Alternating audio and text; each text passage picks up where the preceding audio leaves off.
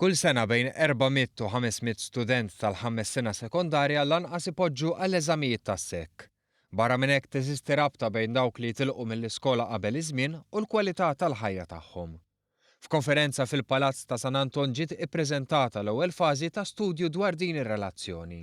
Riċerka bl-isem Early School Leaving and Wellbeing in Malta and Beyond, a Statistical Analysis, imwettqa taħt il-patroċinju tal-President u l-Fondazzjoni tal-President għall-Benesseri tas-Soċjetà. Iċ-chairperson ta' din ir-riċerka, il-professur Karmel Borġ, spjega kif f'diversi momenti dawn il-persuni jgħixu f'realtà ikkaratterizzata minn sitwazzjonijiet emozzjonali u fiżiċi li mhux dejjem huma mill-aqwa.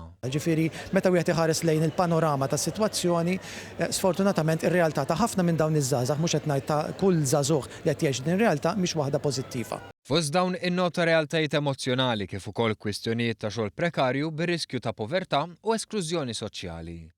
Meta wieħed jirreferi għal Early School Leavers, l-istatistika Ewropea tħares lejn persuni bejn 18 u l-24 sena li la huma fl-edukazzjoni, la fl-apprentistat u lanqas f'taħriġ. Dan fl-istess waqt li jkollhom inqas minn 5 passes flow levels. Il-professur Borġ innota kif fl-ewwel fażi ta' dan il-proġett saret analiżi ta' numru ta' statistiċi eżistenti li minnhom tnislet l-informazzjoni dwar dawn il-persuni. Dan se jwassal biex fil-parti li jmiss li tibda f'Jannar isiru intervisti għal riċerka kwalitattiva ma' 30 persuna li jaqgħu f'din il-kategorija fis-soċjetà tagħna. Ma' dawn it-30 ruħ se nitlu f'konverzazzjoni pjuttost profonda, imnebħa sintendi mill-analiżi li għamilna fl-ewwel fażi. Fit-tielet fażi mbagħad grazzi għal din ir-riċerka kollha se nissuġġerixxu nagħmlu rakkomandazzjonijiet tagħna x'jista' jsir biex din is-sitwazzjoni li hija pjuttost prekarja ta' 20.4% ta' dawn iż-żgħażagħ innaqsuha u nnaqsuha minn kmieni.